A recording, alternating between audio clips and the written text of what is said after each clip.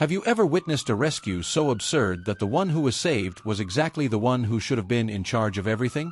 That early morning, the city seemed asleep under a blanket of mist and silence, but something cut through the peace like a cry for help piercing the darkness. An old building, in the center of the city, started burning like a torch forgotten in time. It was an old construction, with dry wood, old wiring, and too many stories to tell. When the fire started, no one understood how it spread so quickly. Emergency calls exploded at the dispatch center. People trapped, people screaming, people jumping from the balcony. It was chaos. And when the first firefighters arrived, the scene looked like something out of a nightmare. But it was what happened on the 4th floor that changed everything. Inside, amidst the flames, they found a man lying unconscious. His face scorched, uniform blackened by the heat. One of the firefighters crouched down to try to help, and recognized the badge. The emblem. The name. It was Captain Enrique Martins, the very head of the rescue. The man who should have been outside, coordinating the mission, with a radio in hand and a steady mind.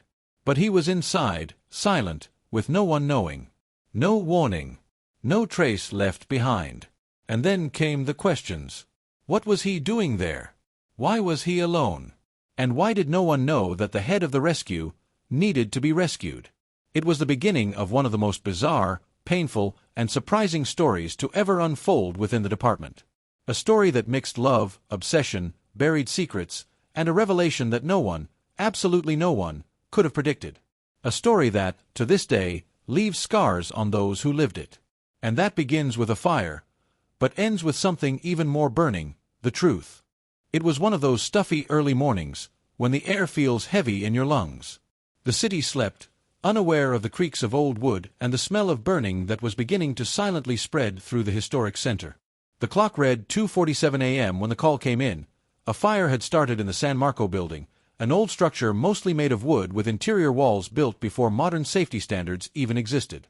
At the fire department's dispatch center, the operator's voice became tense. The first to answer was Lieutenant Juan, who was on duty that night.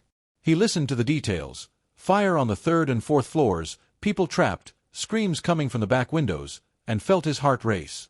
It was serious. Very serious. Meanwhile, across town, sirens began to cut through the silence like razor blades.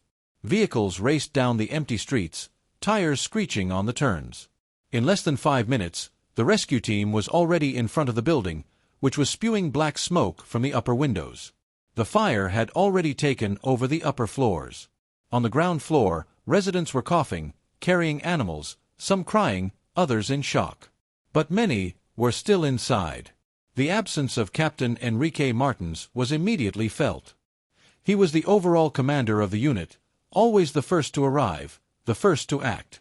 Juan, as the second in command that night, took control without question.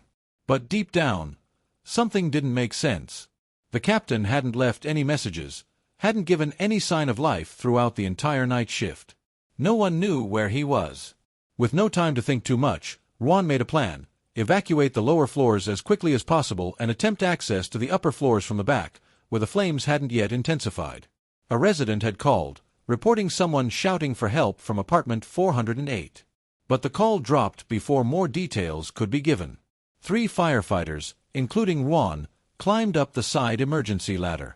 The heat was unbearable, even with full gear. Smoke had invaded all the rooms. Visibility was nearly zero. When they reached the door of apartment 408, the scene was desperate. The walls were blackened, the ceiling threatened to collapse, and the smell of burnt gas mixed with the distant sounds of popping and small explosions, signs that the structure was giving way. They broke down the door. And what they found was not what they expected. On the floor, among the debris, there was a body lying near the window, partially covered in soot. At first, it seemed like just another resident, another victim of the fire. But when Juan kneeled down to check for vital signs, he noticed something that froze his soul. The man was wearing the department's uniform. An identical uniform to his, but with higher-ranking insignia. And on his chest, still attached to the badge, partially melted by the heat, was written, Captain Enrique Martins, Central Rescue Unit. It was him. The chief. The commander everyone had been waiting for outside. Was there, unconscious, in the very heart of the inferno. For a moment, no one knew what to do. Instinct took over. Juan and the others lifted him onto their shoulders, struggling against the weight of their gear and the smoke burning inside. The descent was chaotic. One firefighter twisted his ankle, another briefly lost vision from the thick smoke. But they made it out. Barely. Enrique Martins was rushed to the ambulance, still unconscious. His pulse was weak, but it was there. As he was being treated, Juan looked around, not understanding anything. Why was the captain there? No vehicle. No communication. Didn't warn anyone. And even stranger, apartment 408 wasn't his. The pieces didn't fit. Something was wrong. Very wrong. And in that instant, unknowingly, they hadn't just rescued a colleague. They had opened the doors to a secret that would put the entire department, and the truth itself, to the test. Captain Enrique Martins was taken unconscious to the nearest hospital. Intubated, unconscious, his body covered in second-degree burns and with clear signs of severe smoke inhalation. The medical team did everything they could to stabilize him. But he did not regain consciousness in the first 24 hours. Meanwhile, outside the hospital, the confusion was only growing. The press soon discovered that a firefighter had been rescued from the fire and began speculating about failures in the operation, negligence, sabotage. But what no one knew, except for the small circle of the elite team, was who that firefighter actually was. The man rescued that night was none other than the head of the operation who should have been coordinating everything from the outside.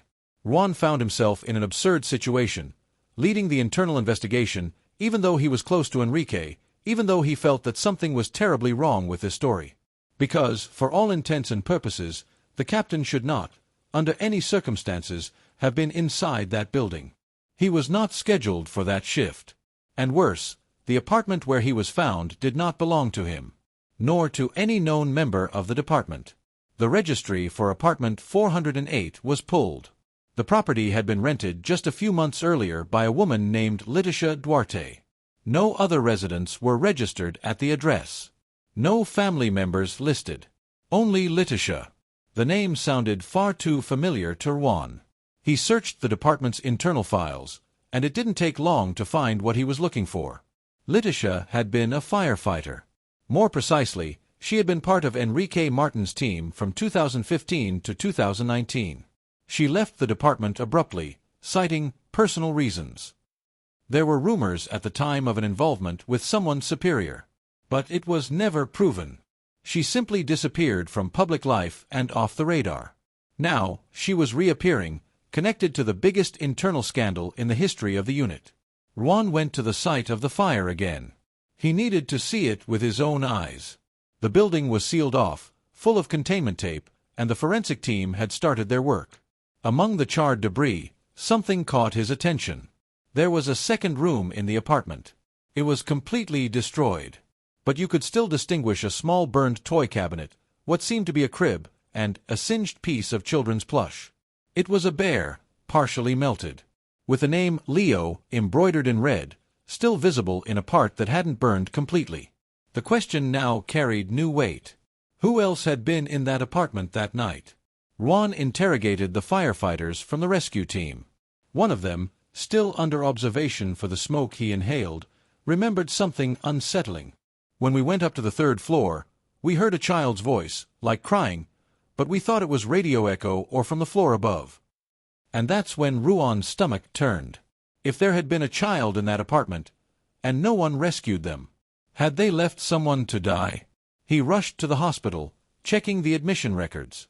He asked the assistant to cross-reference the data from the night of the fire. And there it was, a male child, admitted with signs of inhalation, rescued by a second team, in the apartment next door to 408. No documents. No identification. No guardian. Around 4 years old. The child was alive. Hospitalized. But in complete silence, not speaking, not reacting. A deep trauma. Juan knew, right then, that none of this was a coincidence. The captain was in the apartment of a woman who disappeared from the department. A woman who had a child. A child who appeared alone in the apartment next door. And a bear with the name Leo on the floor of the destroyed room. It was all part of something much bigger. a buried past trying to emerge amid the flames. But there was still the hardest question of all. Was Enrique there to save, or to hide? And at this point, Juan knew, if he wanted to uncover the truth, he would have to dive into secrets no one wanted to unearth. The silence of the hospital was only broken by the monotonous beeping of the monitors. The boy, temporarily identified as Patient Leo, remained in shock. He didn't speak, didn't respond to stimuli. He was physically fine, but emotionally blank. Juan spent the night by his bedside, observing. He didn't know why, but something in that empty stare stirred him deeply. Maybe it was the fact that the child had survived alone, maybe the connection to the fire, maybe something deeper, something he still didn't understand. At dawn, Juan received a call that made his heart race. Leticia Duarte had been found. She was hospitalized in another wing of the same hospital, with burns on her arms and legs. She had been rushed in by civilians who found her falling down the emergency staircase, covered in soot, just as the building was starting to collapse. No one knew, until that moment, who she was. Only now, with her fingerprints checked, had her identity been discovered. Juan managed to get permission to interrogate her. The first image he had of her was shocking, a woman visibly fragile, but with a fierce, haunted look. Burned, yes. Broken, no. When he entered the room, she stared at him intensely. "Are you from the department?" she asked, her voice shaky. Juan nodded. "I saw you. I worked with him, didn't I?" she murmured, almost as if speaking to herself. And then, with tears welling up, she said, "He locked the door. I asked for help. He said no one was to leave." That sentence hit Juan like a lightning bolt to the chest. Enrique locked the door? Could it be that the captain, the man everyone saw as a symbol of leadership and courage, had started the fire? Had he tried to trap Leticia and the child inside? Was he trying to cover up something more than just a fire?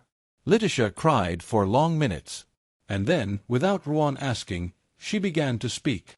She said that she and Enrique had an intense relationship years ago, that she became pregnant, that, afraid of the scandal within the department, she took a leave of absence. She wanted to raise her child away from that environment. But Enrique never accepted the end. She moved to a different city, changed her name. But he found her. And that night, according to Leticia, he showed up saying it was their last chance. That no one would stop them from being a family. That if she didn't accept, they would die together. Leticia said she tried to escape. That he poured gasoline in the kitchen. That she ran with the boy. And that was the last time she saw him. But something still didn't add up. Why was the boy found in the apartment next door? Juan returned to the fire site with the forensic team. The boy's room was at the back of 408, separated by a thin wall. And there, they found what seemed to be a broken ventilation outlet. A small child could crawl through it. The hypothesis was clear. During the fire, the boy escaped by crawling through the passage and fell into the next apartment, where he was found by the second team. But there was more. One of the security cameras from a nearby market had recorded important footage. At 2:15 a.m., shortly before the fire, Leticia is seen walking with the boy, holding hands, buying milk and bread, alone. Enrique only appears 17 minutes later, arriving in his car and quickly going upstairs. No ringing the bell. No knocking on the door. As if he had a key. Or as if he was already used to entering. The timeline was becoming clear and disturbing. Enrique went to the apartment uninvited. He entered, and, somehow, a fire started minutes later. Leticia escaped injured. The boy fled through the gap. Enrique was found unconscious. But something inside Juan resisted. He knew Enrique. He had trained with him. He had seen this man save lives in extreme situations. There was no way he could have done that. Or could he? Before leaving the hospital, Juan approached the boy again. The boy looked at him, for the first time with some reaction. He raised his hand, grabbed the badge pinned to Juan's chest, and whispered, almost inaudible, "Daddy." Juan froze. He wasn't looking at him. He was looking at the badge. It was the department's symbol. The boy remembered. The boy knew. And, finally, The boy was going to start telling what happened that night. The boy had finally spoken. Just one word, "Daddy."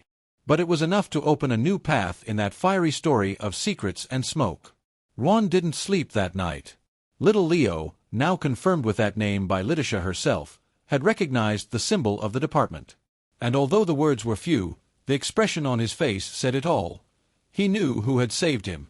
The next day, Ron got authorization from the court for a child psychologist to assess him. The approach was delicate, patient, and, little by little, the boy began to speak more. He said that the angry man entered the apartment while Mommy was cooking, that they fought, that he ran to the bedroom and hid in the closet, that he heard screams, glass breaking, and smelled something strong, something burning in his nose. The psychologist asked who had taken him out of there, and it was at that moment that Leo pointed to the department's badge again. He picked me up and pushed me to the tunnel. Ron understood immediately. The tunnel was the passage between the apartments, the ventilation grate where he was found later, unconscious. Enrique, the man everyone now saw as a possible aggressor, had saved his own son. Even if Letitia was convinced otherwise. Ron then decided to go back to the department's files. He needed to know more. Everything about Letitia's leave of absence. About the alleged relationship. And it was then that he discovered something that completely changed the course of the investigation. A report filed, and forgotten, from 2019. An occurrence that had been classified as emotional instability in a high-risk environment. It was signed by Enrique Martins, and the name of the reported employee was Letitia Duarte. In the report, Enrique stated that Letitia had shown erratic behavior after a failed rescue in which a child had died. That she began isolating herself. That she argued with superiors. And that, one day, after a tense shift, she told him, "Maybe some people don't deserve to be saved." Shortly after, Letitia requested voluntary resignation. Ron began to realize that there were two sides to the story. One of them was being suppressed, perhaps by pain, perhaps by trauma. But he needed to confirm. He obtained images from the building's elevator camera, partially recovered by digital forensics. They showed Enrique rushing into the floor of apartment 408, visibly agitated, carrying what seemed to be a first aid kit. No gasoline. No backpack. No violence. And then, 12 minutes later, the flames exploded from the windows. If he was the aggressor, why would he have entered with a medical kit? And why would he have been alone? The doubts were increasing, but one detail would change everything. The fire department's report confirmed the fire started in the kitchen. A gas leak followed by ignition. And inside Enrique's medical kit, found on the floor, among the debris, was a disposable syringe with a mild sedative. The type used to contain panic attacks. Ron connected the dots. Enrique had been called urgently by Letitia. Maybe she was in crisis. Maybe she had threatened something. Maybe he had tried to help. And in that process, everything got out of control. When Ron returned to the hospital, Letitia already knew that her son was alive. And she began to crumble. Between sobs, she confessed that she had sent messages to Enrique the night before. Messages with ambiguous phrases. Phrases like, "If I disappear, it's for the best. You'll know where to find me. The world doesn't deserve what's left of me." She didn't remember sending them. She said she was under the effect of medication. But the history was there. The screenshot. The time. The trace. Enrique received the last alert at 2:14 a.m. And at 2:17 a.m., he was at the building. He ran. He tried to stop it. And the fire didn't start with him. It started despite him. The commander wasn't the villain. He was the only one who tried to hold the world together when everything was collapsing. And almost didn't survive trying. Enrique remained in an induced coma. His body was resisting, but his mind was a mystery. While he slept in a hospital bed, the world outside was changing drastically. Letitia had started to backtrack on her version. She was beginning to admit memory lapses, possible gaps, mental holes caused by trauma, but she still clung to a disturbing conviction. She feared Enrique. Something inside her screamed that he was not there just to help. Ruan was torn. The cold analysis of the facts pointed to a man who risked his life to save his son and prevent a tragedy. But Letitia's emotional side, marked by panic and invisible scars, continued to feed a trail of doubt that he couldn't ignore. So he decided to dig deeper. He requested full access to Captain Enrique Martin's confidential dossier. Internal department files, incident records, missions, psychological evaluations, everything. It wasn't easy. He had to push through bureaucracy, call in old contacts. And when the documents arrived, something was wrong. Pages were missing. Especially from the years 2017 to 2019, the same period Letitia had been active. Evaluation sheets were gone. Mission reports. Duty data. And, most suspicious of all, there was no official record of her departure. No resignation letter. No signature. No approval. Only an internal memo, typed by a retired clerk, that said, "Employee removed by administrative decision. Referred to external psychological support." Ruan had never heard of an administrative removal without a public report. Never. And he decided to find this clerk. The man, retired for 3 years, lived on a remote farm but agreed to talk. At first, he was reluctant, but when he found out it was about Enrique and Letitia, he lowered his eyes and said only, "I just followed orders." The department didn't want scandals, but there were ugly things happening. Ruan insisted, and the man relented. She showed up one day distraught, saying the captain was invading her house, that she couldn't sleep, that she heard footsteps at night. But when confronted by him, she'd say the opposite, that everything was fine. She'd cry, then laugh, then threaten to throw herself down the stairs, then say it was just stress. The clerk then added, the decision to remove her was Enrique's. But silently. He convinced the superiors that it was better not to open an inquiry, that she needed peace, time, and distance. Ruan left there with an anguishing certainty. The truth between Enrique and Letitia was deeper and more distorted than any record could explain. Back in the city, new information emerged. The digital forensics team discovered something disturbing on Letitia's phone, unsent voice recordings. Messages recorded and deleted before being sent to Enrique. Some automatically saved by the backup system. Short snippets, almost whispered, but forming a kind of fragmented confession. "I'm not safe, Enrique. Sometimes I think things I don't even understand. You deserve a family, but not with me. Not with me. If something happens, I want you to know I tried. But I couldn't do it alone." Ruan's mind was spinning. Letitia wasn't the villain. Enrique might not be the complete hero either. And in the middle of all this, there was a child. Innocent. Silent. Marked. Ruan went to visit Leo once again. The boy was better. He had drawn a picture, a simple, childish one. On the paper, there were 3 figures. A woman in a pink dress. A man in a red uniform. And him, in the middle, holding both of their hands. In the corner, there was a sun. And, on the ground, fire. Ruan asked, "Was it like this that night?" Leo thought, then shook his head, pointed to the paper, and said, "No. It was like this, before." Before. It was an old memory. The boy was drawing the past. A time when the 3 of them were together. And in that moment, Ruan understood. Enrique had tried to rebuild that image. Tried to reconnect. Tried to save not just a life, but a crumbling story. But there was something still missing. A key piece that could change everything. And it would come from where no one expected. From someone who was also in the building that night. An elderly neighbor from apartment 408, who had only just been located by social services after days of being away from home. He had been rescued and taken to relatives' homes, and had only just returned to the city. And what he would say would change the course of the entire investigation. The elderly man was named Mr. Elias, 76 years old. He had lived in apartment 410 for almost 2 decades, on the same floor as the fire. When he was rescued, he had mild confusion and superficial burns, but nothing that put him at risk.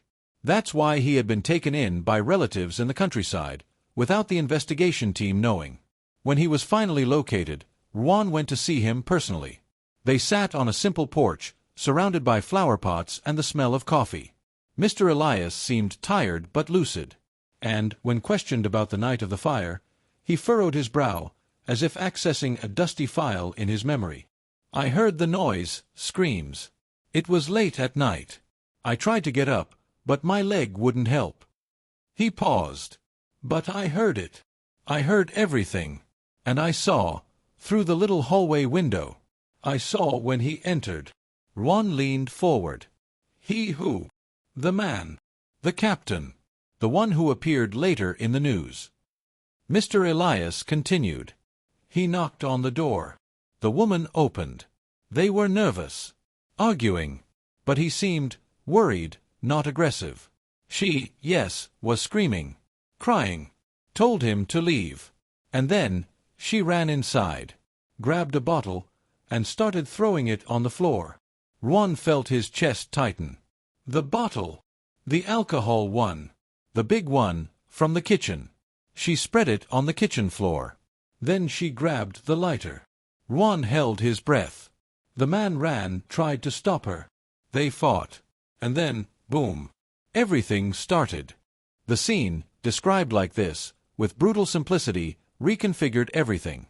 Letitia had started the fire. Not out of malice, perhaps. Not consciously. But in a fit. In desperation. And Enrique, contrary to what had been thought, wasn't the aggressor. He was the shield. Mr. Elias continued. "When the smoke filled the hallway, I saw him come out carrying the boy. He was coughing, staggering. He put the boy on the ventilation grate, bent down, made a silence gesture, and pushed. Then he fell. Right there on the floor, as if he had given up." The elderly man wiped his eyes. "I've never seen anyone so exhausted in my life. Not even when injured. Exhausted in soul." Juan left there stunned. He had the confirmation he needed, the closest portrait of the truth. Enrique knew something was wrong with Letitia. And even so, when everything got out of control, he didn't run. He stayed. Saved the child. Tried to prevent the worst.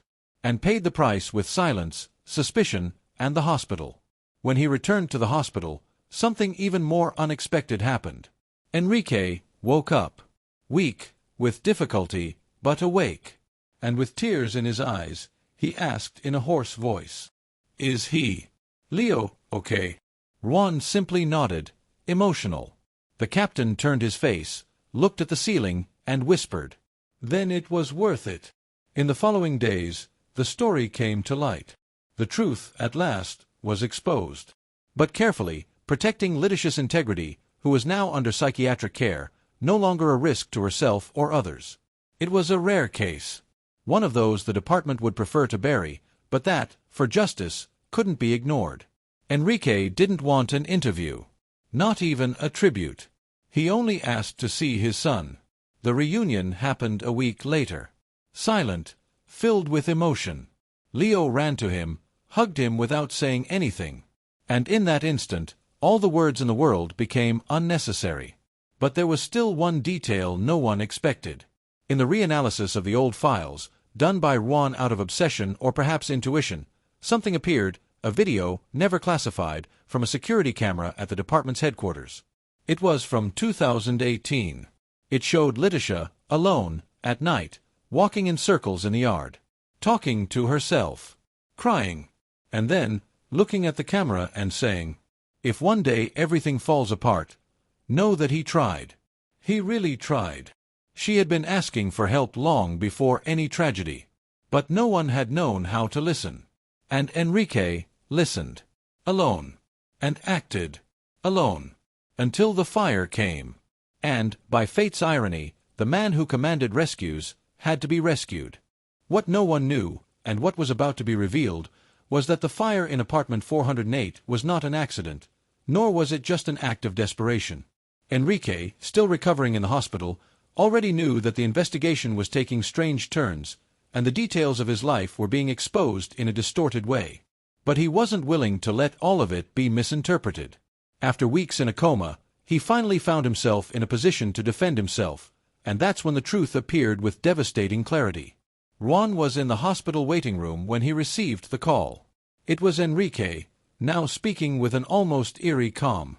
"Juan, there's something you need to know. Something only I can explain. And I won't allow the lies to take over." Juan rushed to the room where Enrique was. He seemed stronger, but his gaze carried a deep emotional weight. The captain, with his hoarse and tired voice, asked to be removed from the machines and taken to the hospital's meeting room. "I know what you must be thinking, but you don't know the full story. I had to make tough decisions, and not all of them were good for my career. But everything I did it out of love." Those words, spoken with such conviction, were about to turn Juan's world upside down. Enrique began to speak, his voice firm but filled with regret. "Letitia and we were never just co-workers. We were something more. Something complicated. Something no one should have known, but it always had consequences. The child she had was mine. And she didn't want that. I pressured her too much. Not because I wanted to harm her, but because I couldn't bear the thought of losing everything I loved most." The shock coursed through Juan's body. He couldn't process it. "When the fire started, I didn't know what to do. Letitia was out of her mind, desperate. She went to the apartment that night in a way I never thought she would. She didn't want to live anymore. She wanted to destroy everything. And I could only run after her." Juan looked directly into Enrique's eyes, trying to understand what he was saying. Enrique continued, with a hard expression and evident suffering. "She wanted to die. She wanted me to go with her to the end. I entered the apartment without warning anyone. I tried, in every way, to stop her. But the moment the fire spread, it was chaos. I didn't know what I was doing anymore. I only knew I needed to save the boy. He was the only thing I still had." With a sigh, Enrique finished. "And it was at that moment that, in a final effort, I rescued Leo and tried to do what I could to save the rest of what was left of my life. But I didn't know that by trying to save Leo, I was also trying to save myself. Trying to save something that could still make sense." Juan was silent. Everything he thought he knew now seemed irrelevant. The truth was more complex than he had imagined. Captain Enrique wasn't the villain. But he also wasn't the simple hero that everyone had idealized. He was someone trying to fix the mistakes of a deep and catastrophic love. Trying to avoid losing everything that was left. Trying to save what couldn't be saved anymore. And in the end, he couldn't save even himself, but still, deep in his soul, he knew he did what he could. The fire in the building was extinguished. The rubble, the reports, and the pain were left behind, but the scars would not disappear so easily.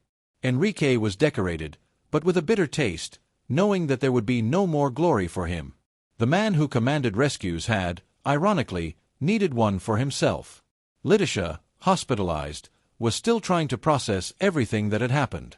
She didn't know how to look at her son, didn't know how to start over. And the boy, Leo, was being monitored, but it was as if the fire had not only extinguished the building, but also an important part of his childhood. He seemed to understand, somehow, that this chapter could not be rewritten. And maybe, someday, he would understand how much his parents had fought to give him a chance to live. Juan, for his part, was left with the feeling that he would never be the same. How could he be? How could he understand what had truly happened there, between Letitia's pain, Enrique's obsession, and the boy's life amidst this whirlwind? But something told him that, deep down, he would understand. Because he had seen the fire up close, and more importantly, he knew now that, in the end, the greatest rescue was the one that happens within oneself. And if there was a lesson to be learned from this story, it was this. Because, in the end, saving a life is saving an entire world.